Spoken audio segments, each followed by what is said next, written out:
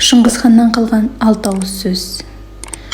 Егер олар әкесінің жолын қумаса, інілері ағасының сөзін тыңдамаса, күйеуінің әйеліне сенімі болмаса, әйелі күйеуін жүре тыңдаса, енелері келіндерін ұнатпаса, келіндер енелерін құрмет тұтпаса, ұлы адамдар қорғансызға пана болмаса, бақырлар даналар сөзін құптамаса, басшылар қызметкерлерінің жүрегіне жол таппаса, айналасындағы адамдарды соңынан ерте алмаса, игілікті басқа жандардан мол игеріп, байыған адамдар басқалардан да баюына көмектесіп, қол ұшын бермесе, басқа халықтың әдет-ғұрпы мен заңына, ақыл-парасаты мен адамгершілігіне менмендікпен қараса, мемлекет тәртібін мойындамаса, ондай елде ұрылар мен суайттар, қылмыскерлер мен басқа да бұзық жолға түскендер өз отанының басына қара түнек орнатады.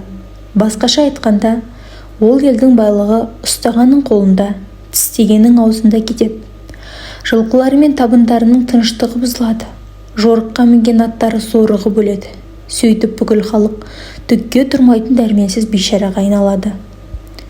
Егер әркім өз пиғылын арамдық ойдан тазартатын болса, бүкіл ел ұры-қарыдан, зиянды әдеттен пәк болар еді. Момын халықтың арасында жүргенде қошақандай момын бол, ал шайқасқа шыққанда жемтік көрген аш бүркіттей шүйлік. Сөзді айттың ба, ол жақсы ма жаман ба, шын ба әзіл ме, бәрібір қайтара алмайсың.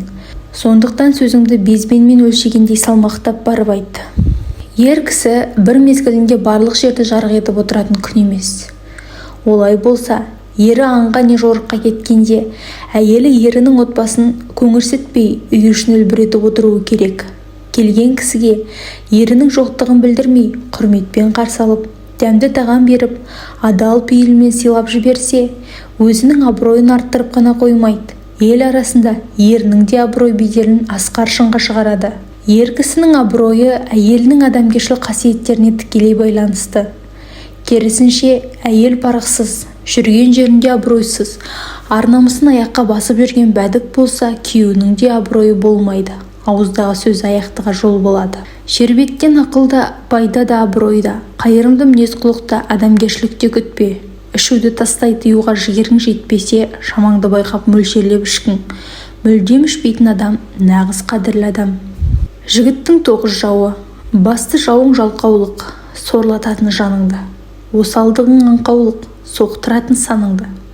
Жасқаншақ болсаң ұры алар, қоралап қойған малыңды. Жалатқызбас жасықтық аузыңдағы балыңды. Өтірік айтсаң өңмеңдеп, жоғалтасың арыңды. Өсек терсең телмеңдеп, суға кетірер салыңды. Көпірме босқа мақтан қып, түкке тұрмас барыңды.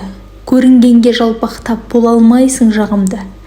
Біреуді алдап арбаумен аша алмайсың бағыңды.